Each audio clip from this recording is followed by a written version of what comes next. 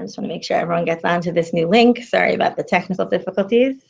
Okay, so why I chose to be open about my mental illness. So I like this title because it's not called, I'm talking in my own experience.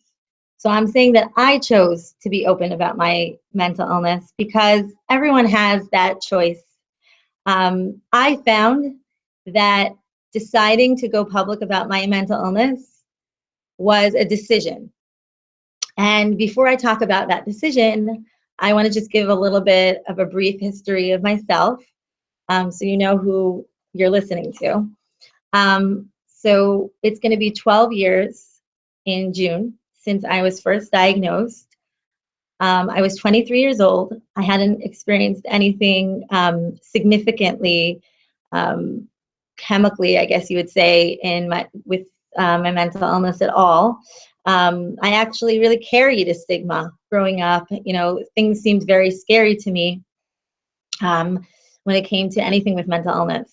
When I was 23 years old, after the birth of my first child, I had postpartum psychosis. Within the first 10 days that after having the baby, I became very seriously manic and psychotic. I got very sick very fast. And this has been going, I also turned into a full-fledged bipolar 1. Bipolar 1 is, you have the manic and the depressive symptoms, but it's primarily been, in my experience, mania. I've had several relapses. There were about 7 of them in like 10 years. Thank God I've been stable for the past 2 years. And it's been a lot of ups and downs all along the way, a lot of medication changes, a lot of, like I said, relapses, hospital stays. I had ECT, which is electric convulsion therapy, because my mania can get very extreme very fast, and I wasn't responsive to medication in the beginning. So that's why I did have to get, electric convulsion therapy, which has actually been for me a real blessing because it really helped things going, it helped things get stable for me. And, as I've been in therapy over the years, I've been in all different types of therapies, whether it was inner child, cognitive behavior therapy, IFS, which I'm in presently, which I'll talk about in a little bit. But I found that when it comes to mental health and mental health challenges, my life took on a different turn than I would ever expected. When I first got sick, it was very scary for my family, for the people around me. I do want to take this minute to just say that on the right side of your screen, there's a chat box. And if there's any questions that come up while I'm talking, please feel free to, we want this to be interactive. So if there's any questions that you have, if there's something that you want me to clarify, please feel free to text it on the right side of the screen in the chat box. And I'll be happy to answer any questions, and also try to address some questions that I've received before this talk. So so back to what I was saying in terms of trying out so many different therapies and learning about myself along the way, being diagnosed with a big diagnosis of bipolar, of postpartum psychosis. There's also some OCD and anxiety in the mix. So it's a lot to carry, not only struggling with it, but also just being given a name. It's in some ways it's helpful, just like someone who's looking for a cure for their, they're not feeling well, they're not doing well, and then they're all of a sudden they're told, yes, this has a name, this is this disease or this problem, and then they say, okay, so here's what we can do for it. So it was a sense of relief that, there was something out there that can help me. Thank God for me is that right away I was approached by someone who had gone through something similar to me and talked to me about how the fact that I have a mental health challenge, mental illness, it's just like any other illness. Like, she made it so simple for me. She also had postpartum psychosis, and she was treated for it, and she was living a very normal life. She really made such a turning point in my life, because if I would have let this go, I don't know if I would be here today, because I got sick so fast, and it was just such a serious situation that for me, I needed to get help. I needed to get a therapist, a psychiatrist, go on medication. And from the get-go, hearing from someone who had gone through it, who told me that medication could really work. And just like if you have any other illness, if you have high blood pressure, you take blood pressure medication. If you have strep, you take antibiotics. It was very logical.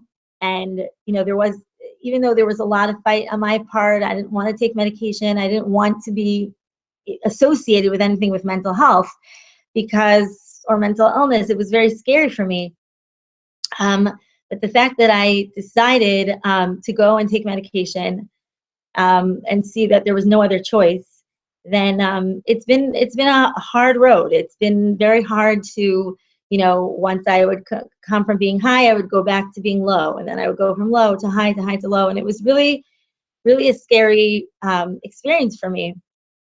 But over the years, and just to give you an example, when I was manic, I would call the entire world, every rabbi, every person I know, and tell them everything that was on my mind, and talk about Mashiach a lot. And I did a lot of embarrassing things. And today I can talk about it, which I'm not going to go into detail now, but I'll just give you one example, because I want to be able to say in public something that I did, and then tell you why I'm not embarrassed to say it.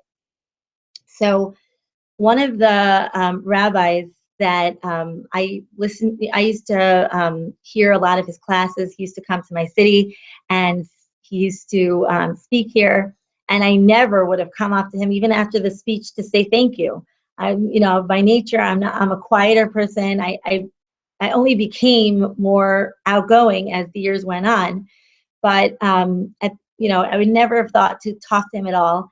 And I called him up, and I just said, "Hi, my name is Zahava List, and I have a question for you." And he said, "Okay." And I said, "Are you Mashiach?" And he said, "No." And I said, "Why not?" And he's like, "Well, because I have a lot of errors, I have a lot of sins, whatever." And I was just like going on and talking about everything.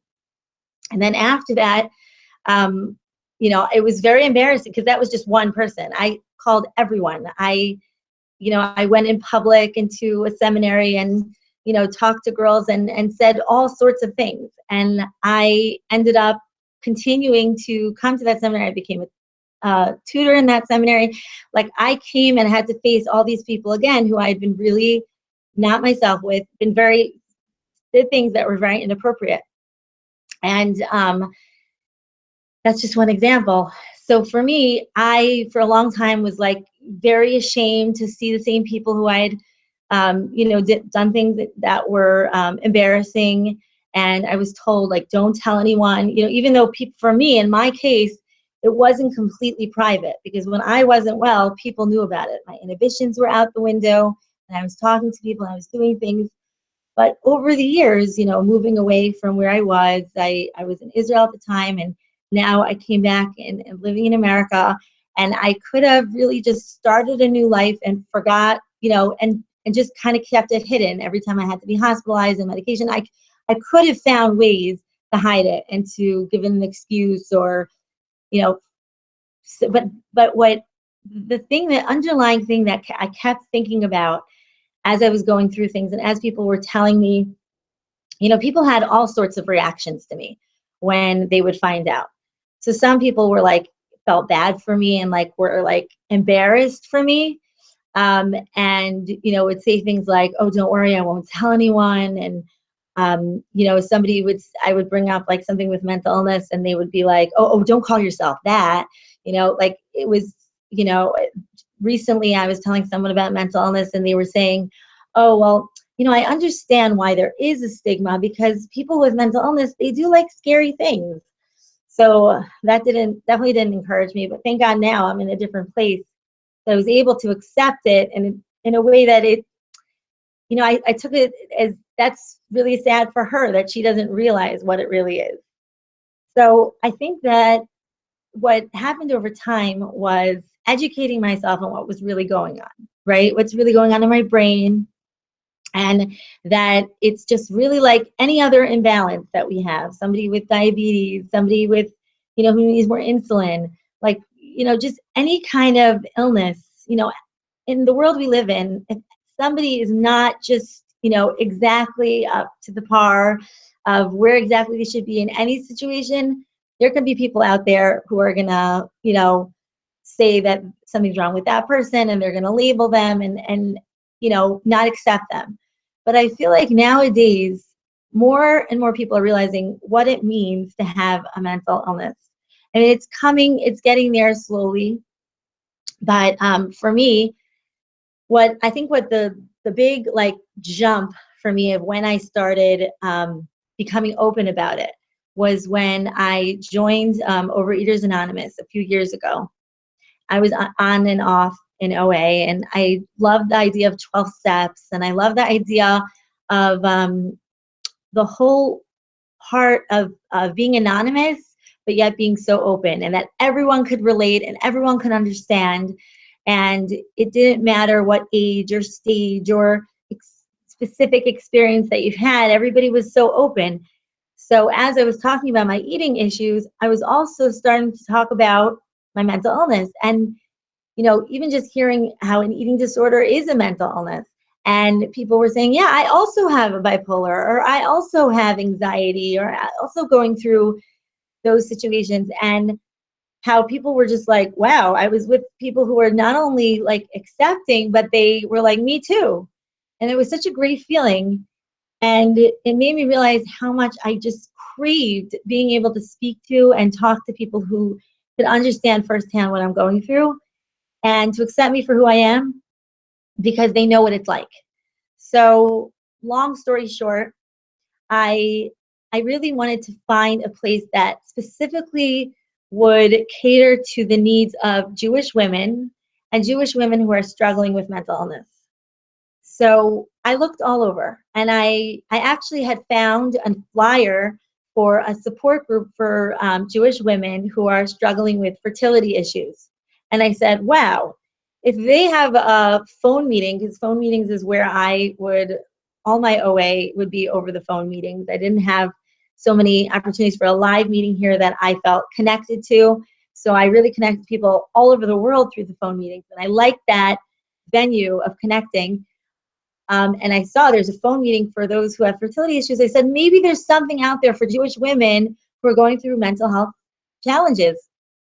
And I would ask around, and people were like, wow, that sounds great. If you find one, let me know. And I was looking all over, and I finally said, maybe I should start something. Freeconferencecall.com is free. It's just a matter of getting people to want to come, and we'll do it like an OA meeting. We'll share experience and strength and hope, and people will share, and we'll all be in the same boat. And so I ended up finding 2 other women with the same goal as me, and I pitched the idea about Chazkeinu, which is strengthen us. And I actually got the idea from an organization called Chazkeinu, which is like making us happy, for women a support group for women who are widows. So I said, if there's Chazkeinu, then we need Chazkeinu. We need strength, because anyone who's going through any emotional challenge in life, I think the greatest blessing is that strength, the inner strength to keep going, to look beyond our own stigmas against ourselves, which I'm going to talk about in a minute also, and also the strength to continue and to grow from it and to thrive, and to know that even if I'm given a label, or even if I'm struggling inside, deep inside, because even though I said that the medication is just like any other illness, that really it is very up close and personal. When it comes to our mood, when it comes to our emotional health, our behaviors, and deciding to take medication, if it's for each person individually to decide with their professionals, making that decision and making the choice to, when it comes down to our personal feelings about ourselves, that's when it becomes so deep and so, it's so delicate. It's such a delicate topic, I think, for a lot of people, because it goes so deep and so inside. And so often we judge our own personality based on what we hear, about ourselves and the way our behaviors are. It's like we give ourselves a judgment. So anyhow, we started Chazkeinu, and for those of you who don't know, Chazkeinu is international support organization. We started off as just one humble phone meeting a week, and now we've turned into an organization. We do so many different projects and programs to help support Jewish women and their female family members, because in my experience, I not only felt that it was helpful to connect to people who understood me and that I can understand them firsthand, but also in my experience, speaking to wives who have husbands with the same illness, or daughters, mothers, sisters, grandmothers of those who are struggling. There's a win-win there, because I can help them understand their loved one, and then hearing from them in an objective view of how they want to really be a support to their family member, but they just don't get it. Then I can understand what my family members and the people around me feel like. And it's been an amazing ride. We started in March of 2016. Not going to go into all the details of all of our programs. If anybody wants to know anything about Chazkeinu, you can go onto our website, which is www.chazkeinu, which is CHAZKEINU.org. And you can also call 314-346-7414. And we have 2 phone meetings a week now. We have a partner program. We set 2 people up who are going through similar struggles. We have an outreach list similar to what they do in the 12-step program, where people are sending and receiving calls to other members who want to connect. We have a davening group. We have an online forum with an online chat. We have newsletters. We had a Shabbaton. We hope to have more. We are actually started just these past 2 months. We started a hotline called Empowered. Empowered is eventually become a full-fledged hotline with all sorts of resources and ways to help other people. When it comes to mental health, it's going to be really for the entire Jewish community. And right now, we have twice a week, Sundays and Wednesdays. In the evening, we have therapists on call who can answer any non-emergency questions, give support, give some tools on any mental health related issue. So it's for those who are struggling, and it's really for the general public on any questions or any support when it comes to mental health. So now that I put in my pitch about Chazkeinu, I want to talk about how the choice to become open wasn't just because I don't care. I just don't care what people think of me. Trust me, I care what people think of me. I still get self-conscious. I still, overlook over my shoulder and make sure that everything is, that I'm okay and whatever. But the choice I made to become open was for 2 things, for many reasons, really. But the word I want to point out is because when I started out with Chazkeinu, and I knew, I'm calling it a peer-led organization. So I'm putting out there that I have mental health, I have mental illness.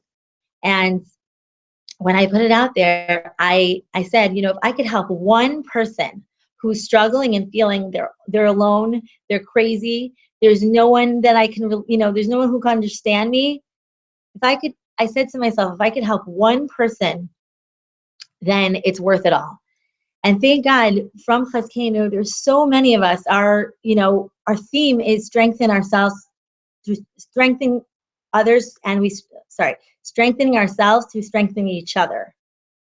And this idea was really adapted from the 12 steps. They say in 12 steps that, when we're going through a hard time, when we feel like we want to pick up whatever it is we're addicted to, then we should go out and help another person. So also when I'm down and when I'm feeling like I need support and I need someone to help me, then picking up the phone and seeing how I can be helpful to another person, reaching out to another and using and sharing my experience to help them, that brings recovery. That really helps me. All of a sudden, I can look at the world in a different light because I'm doing, I would look at myself and my experience and say that everything I have gone through was so that I can go and give strength to the next person. Just like a chain reaction, like a match. If you're holding a fire and you give to another person, they can have that fire and then pass it on to the next, to the next. And so when I go around and talk about my experience, I do this in order for me to, reach out to those people who are in need, because, I've had people in Chazkeinu, I met the most amazing people from around the world who are going through this struggle. And so many people are going through this double test, which is to go through the suffering and the pain of living with a mental illness. And then also on top of that, to try to hide it and look over their shoulder and make sure nobody knows and nobody sees. And if anybody knows, then who knows what's going to happen to me, to my children. And I'm going to be an outcast and I'm crazy. And it's that constant struggle that when I chose to let go, it was like such a freeing feeling. I didn't have to hide anymore. I always compare it to, if I would come to a room and I'm self-conscious because I have a stain in my shirt, and I'm afraid, like, is somebody gonna look at the stain, is somebody gonna look? Or I could and it's annoying that I got a stain on my shirt, it's a brand new shirt, whatever it is. But once everybody in the room sees that I have, who sees it anyways, and I just say, oh gosh, this is so annoying, I got a stain in my shirt, then all of a sudden, it's like, okay, it's open, it's done. They all know, I know, and we're done. We can go, I can go on. So yes, I'm not using this as a comparison, anything of this sort. I know firsthand that living with a mental illness is extremely, extremely painful, but it's so much more painful if it has to be hidden, if it has to be, a box around me that nobody could find out. And what I want to also emphasize is that not everyone has to get onto YouTube and start an organization. And literally at this point, anybody I see, who asks me, what do you do? They're thinking, what am I, a computer programmer, a graphic artist, a teacher? And I say, yeah, I run a peer organization for mental health. I actually have an illness. And they're all of a sudden like, whoa, I didn't expect to hear that reaction. But I talk about it like it's so normal. So for me, what I'm trying to say is that you don't have to necessarily go public. You don't have to, have this mission like I do with like trying to stop the stigma and going around to the public. But what I would encourage everyone to think about for themselves is trying to just remove that self-stigma. Just take a moment, just think about yourself as you would think if somebody was in front of you telling you about the experience that you really experienced yourself. Would you say to them, oh my gosh, you're crazy, don't tell anyone, you're worth, like, if anybody would find out the real you, then they wouldn't have wanted to do with you. Everybody has so many layers and there's so many deep parts. I was mentioning that I took an IFS, I have an IFS therapy, which is called internal family systems, which means, and I'm saying this very simply, you could look it up. I'm sure on YouTube you can type in IFS and see all different things about it. But what I would say is that each of us have so many different parts to us. And we have parts of us that are talented and creative. There's parts of us that are intuitive. There's parts of us that are good with kids. And, there's so many different parts of us. And only one part of us is our mental illness. That's one part that makes a very big difference to a lot of things, but it's just one part. And being able to look inside ourselves and not judge and not give ourselves that reaction that we would think that we would get from the general public of you're crazy, you don't belong. And just to constantly say to ourselves that we have so much to us and there's no reason to carry that stigma. We don't need it. We don't deserve it. And we can go rise above it. So that's why, we don't have to have goals that, why can't I just be open about it? Why can't I just tell everybody? We don't have to tell everybody. For me, that's my coping mechanism. That's my way of making it normal. Normalizing it is, for me, is the more I talk about it, like as if it's like talking about my recipe for cheesecake for Shavuos. Also, oh my gosh, right now I'm going to the doctor and this is happening and I'm feeling so down, and being able to talk about it like it's just so normal makes it so normal for myself. So I think um, it's really about knowing and finding who the real you is. It's about working on our own stigmas, that it shouldn't be something that, encompasses our entire life, that we should feel constantly looking over our shoulders. And really, the idea that I, again, want to bring across is that we can have such an impact on others. I know someone who, she donated a kidney, and it was a big deal. It was someone she didn't know. And the organization that arranged the whole thing wanted her to go out in public, and they wanted to write an article for her in a magazine. And she said, no, no, no, I don't want the attention. But then she realized that if there's someone out there that may decide they want to donate a kidney, or there's someone out there who needs a kidney but knows that there's people out there that would be willing to donate a kidney, just being able to help that person out there, it's worth it. It's worth going public about it. So I feel like that about myself, that, choosing to be open about my mental illness was, once I saw that first person who I told, who didn't know about me, and I told them and they said, really? Wow, you went through it also? You know what this is like? And I can't even tell you how many countless phone calls I've had when somebody says, I'm going on this medication. I'm like, oh, I've been on that one already. I've been on that one. I've been on this one. And they say, really? Like, and that somebody could come onto our lines and say, I have bipolar, and feel amazing that they can say those words.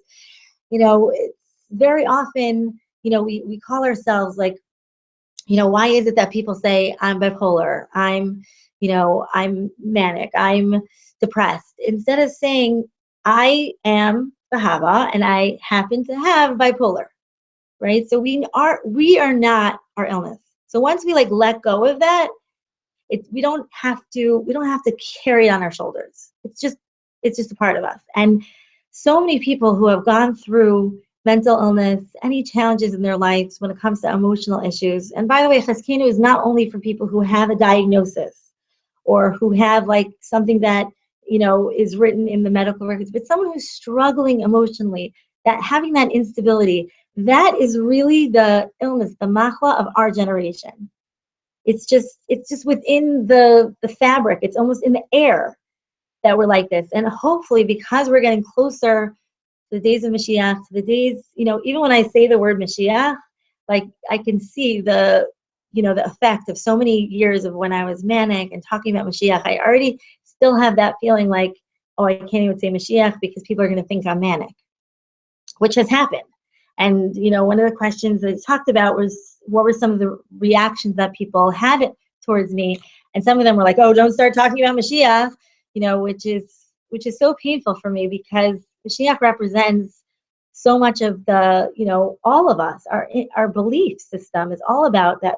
We hope and we want for that time where there's no pain in the world, where Hashem's revelation is so clear and everything is, we just know. And the fact that I can just say the word Mashiach without having to feel guilty is liberating.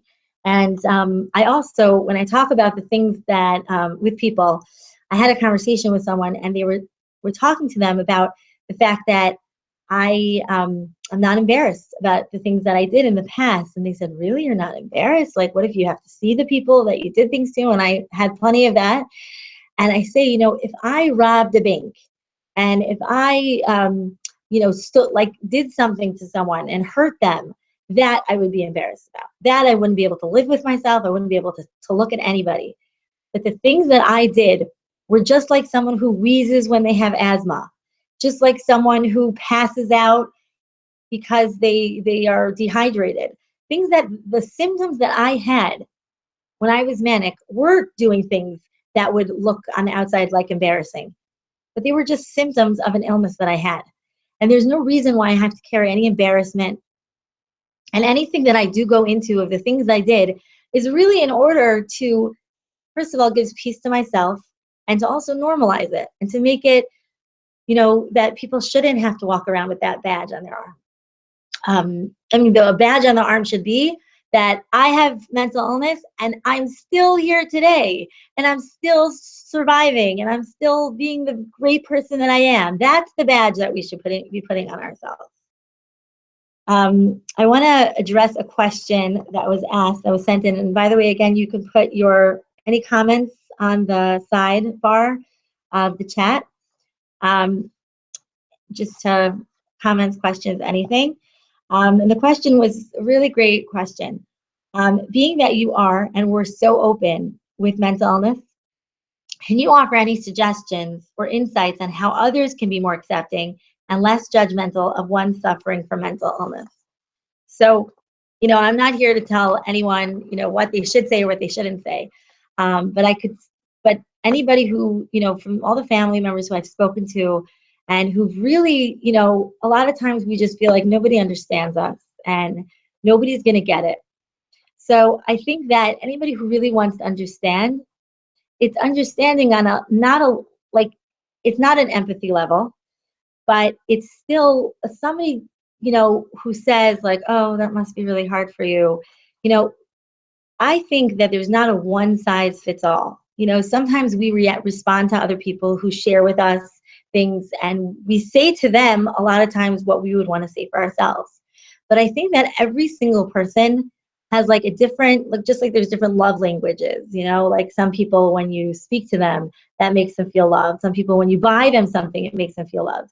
I think that we have to learn, like, what is the language that people want to hear that will get them to know that you really, really seriously care and you don't judge.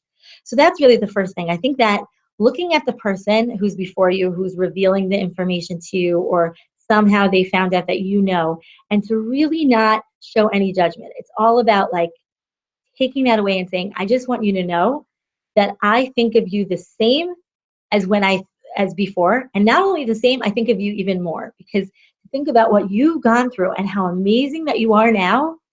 And that in no comments of you, I've had this before, of people saying like, oh, and then like all of a sudden you just feel this, like you have this feeling, this energy of like, they think I'm crazy, or they're judging, or, they're like, you have to totally remove the judgment part.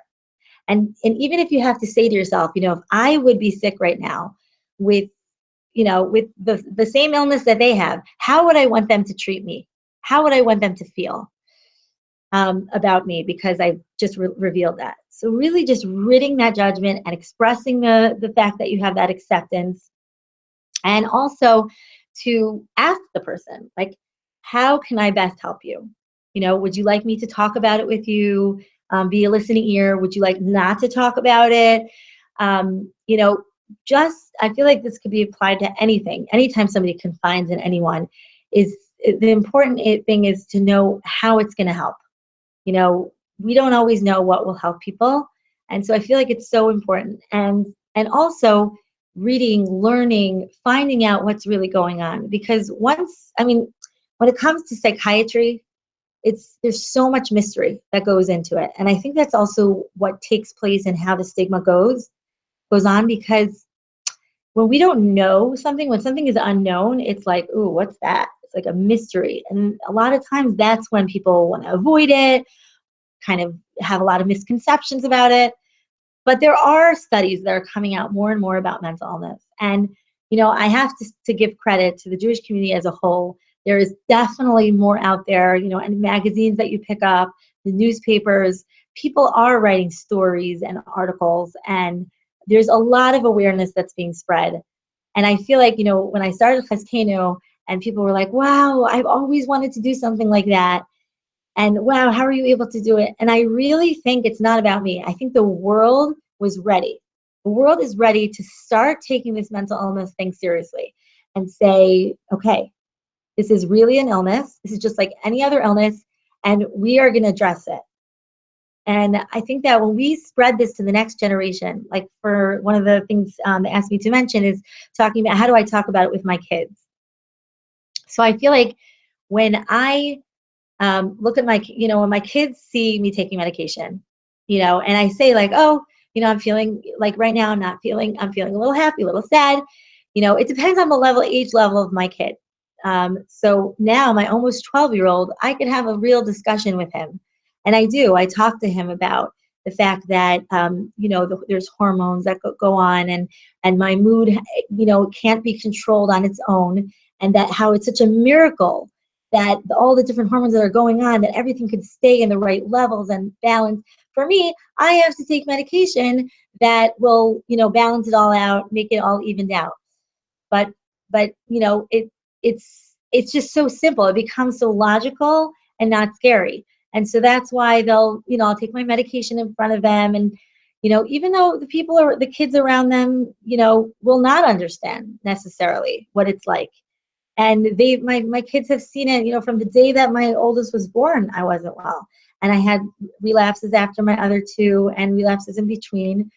And it's been really, really hard for them to see this. But, getting them the right help, being very open about, what it was like when I was in the hospital and they had to be home and, just not avoiding. I feel like so many times people want to avoid these topics because they're so sensitive and we never want to hurt anyone. But just going, face on and talking about it with my kids has really been helpful. It doesn't take away the pain and the struggle that it is to see their mother not always stable and not always well, but it definitely don't have to carry that embarrassment with them. And I also encourage my kids that, well, specifically my oldest, like that he doesn't have to go around and tell the world like I do, but he doesn't have to feel, I have open communication. If he has questions, if he doesn't understand something, he could even tell me, this is really frustrating when you act like this or when you got to be like that. And I try to really be there for them as much as I can while taking care of myself. I'm not sure how much more time I have. If anybody has any more questions. So I'm just wondering how much more time I have. I think I'm probably going to wrap up. If there are any questions, you can let me know. I do want to talk about, as far as the future goes, the common question that people ask me, what's going to be with your children and when they're dating, and, how do you feel about, okay. So I have another, I have till, I guess 12 o'clock. I'm actually not able to see any messages on the side. So I'm just going to ask if the organizers can send me the messages. I'd love to see that. I'm sorry, I don't know why I'm not able to see that, but I don't want to press anything in case anything goes away. So yes, I'll just wait for the messages, I guess, to be sent through the WhatsApp or whatever. I'm sorry, I'm missing them. But so I'll just, as it's coming in, I'll just and talk about, like the worries I have about my kids and for the future. So I always say that, when it comes, to the future, we never really know. And I always live with the hope that if already in 2017 we can have something like this out here, like Refuat Hanefesh, where people can talk freely about their experience, then who knows, by the time my kids are older, I think the world, I have no doubt, is going to be so different. And what I think is what me and my husband try to instill in our kids is the importance of what's deep inside each and every one of us. That we're not judging people by, their outside. I think, everybody pretty much would agree. We don't judge people by their car, by their house, by their, by their clothing. We judge people by what they are inside. And I think that applies the same thing to here, is that I'm not going to judge a person. If I know that someone is taking care of themselves, I'm not saying not to be responsible. Definitely you have to make sure that they're taking care of themselves, they're going to the proper help, and that they've been stable for a certain amount of time. But I would never, tell I have 3 boys. I would never tell my boys, like, you can't come near somebody who has a mental illness.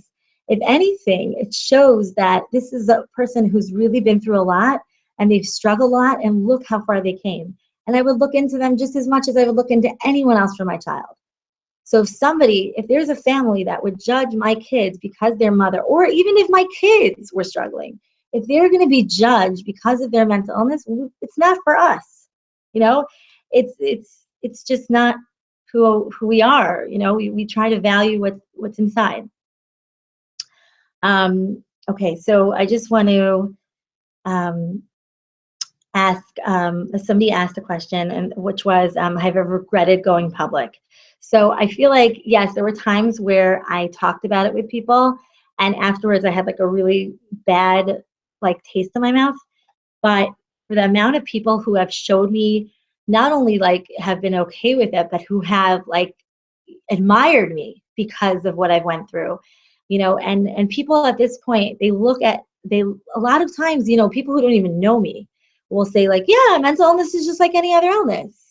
Or they'll say, wow, it's so great that there's such a support group out there. Or a lot of people are coming around. So I feel like they make up for any of the people who I felt like a bad taste in my mouth after talking to them. So the regret is not there, because I know and I really believe the truth. At this point, I'm on this mission that there's nothing to feel ashamed of, whether we share it to the public or we just keep that thought inside of us. And the other thing I wanted to talk about is about recommending ECT for others. So just what ECT is, it's called electric convulsion therapy. Electric convulsion therapy is like the modern day electric shock. It's basically, it's an induced seizure. I don't think science could really prove why it works, but because there have been cases of, it's the electrolytes that go through the brain, either unilateral or bilateral, which is to do it on one side and it goes around, or to do it two sides at once. I've had both.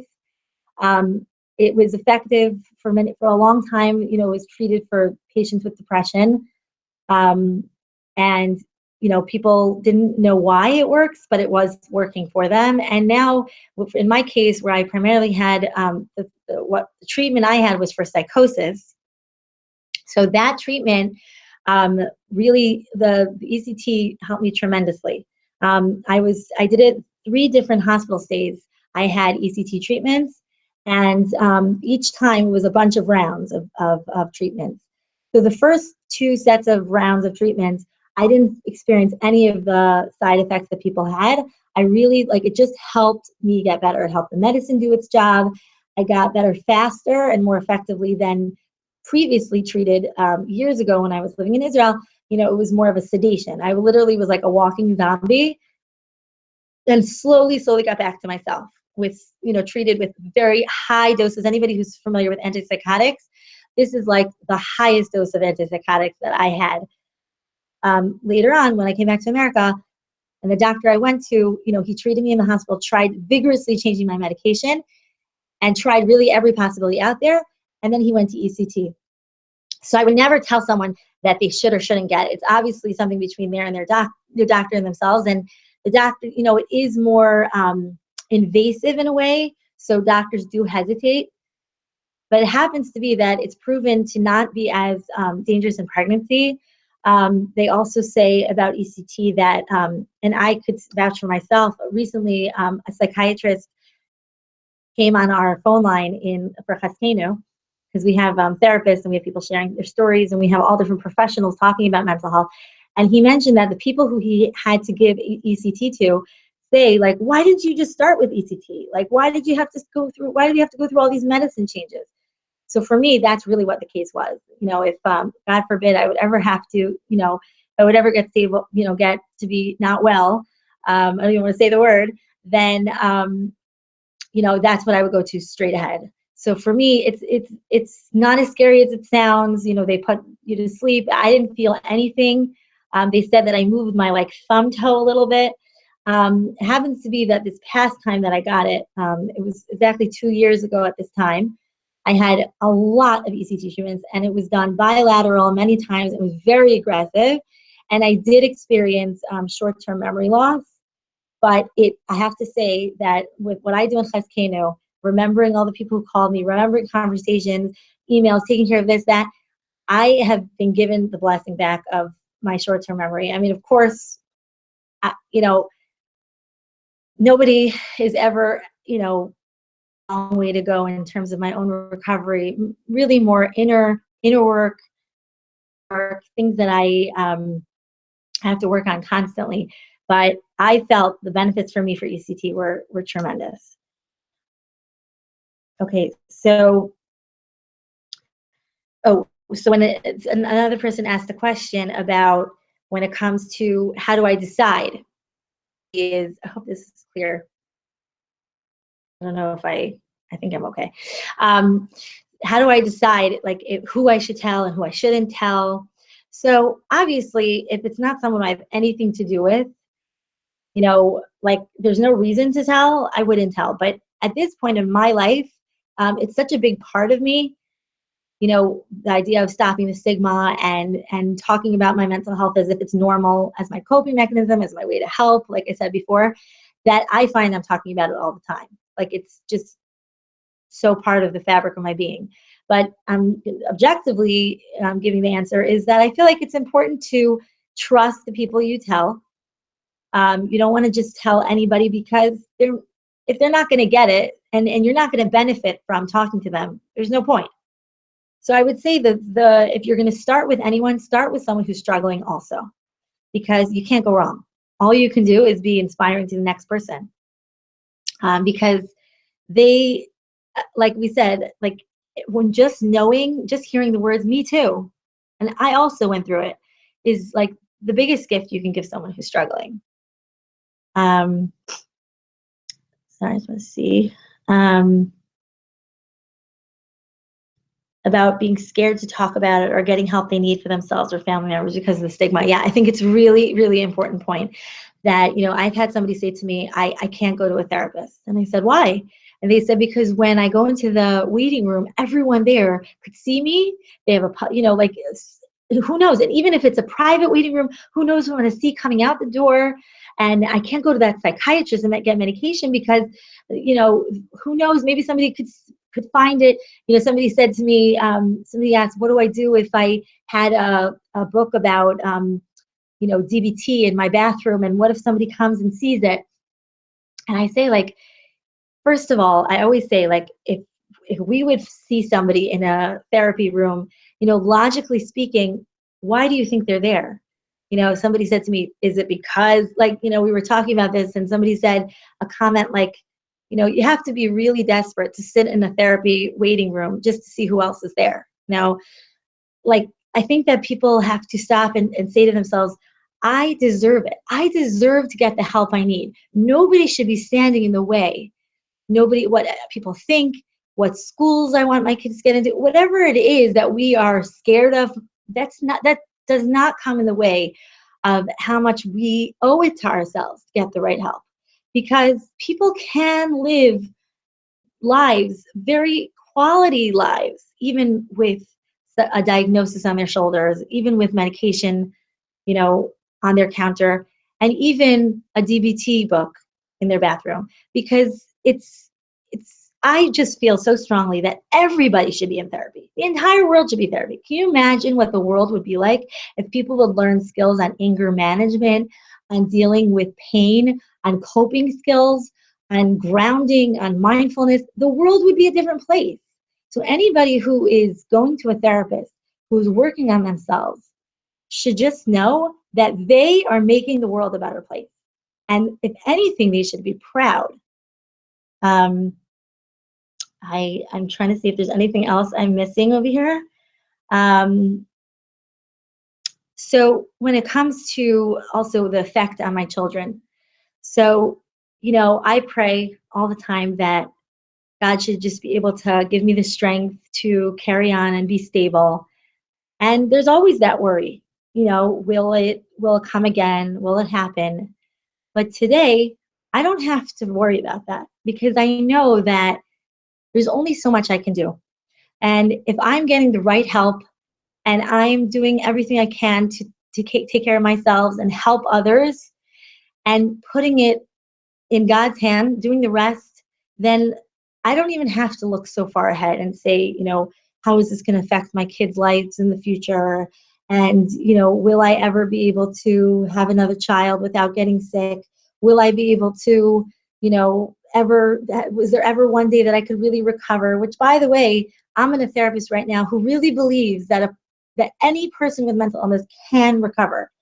Whether or not they have to stay on medication, we can recover. We have so much in us, and we can make this world a different place when we just even stop and think about how great we are and how much we have and how much potential we have.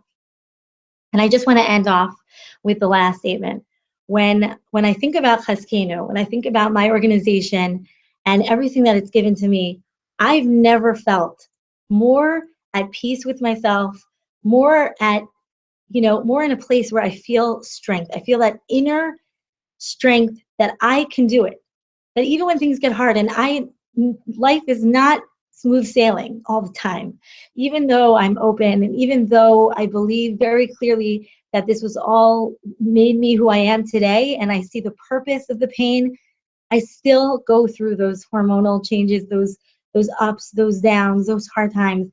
But what keeps me going is really knowing that I'm getting somewhere, that I'm gonna move past it, and then I'm gonna go and be helpful to another person. So I just ask that everyone who's listening to this, that whether you're someone who's going through it yourself, whether you're a family member, whether you're just interested in mental health, to learn more, to accept more, and that we should all be able to strengthen each other and thereby strengthening ourselves. And thank you so much to the Refuat Hanefesh. I should have started with this. Thank you so much, Refuat Hanefesh, for being this liaison for so many of us, have our voice heard, to be able to inspire so many people, and to be able to remove the stigma. And I think working all together, this world, even in a year from now, it's going to be a different place. And we should all just have a very happy holiday of Shavuos, the time that we're getting the Torah, we're receiving that Torah from Hashem, that special relationship that Hashem has with us as like his wife, Hashem's wife. It's like we're approaching the Har Sinai, the chuppah, the wedding with Hashem, and we should just all be able to find that wholeness and know that Hashem is really taking care of every step along the way. And if anybody has any questions or anything, you can also email me.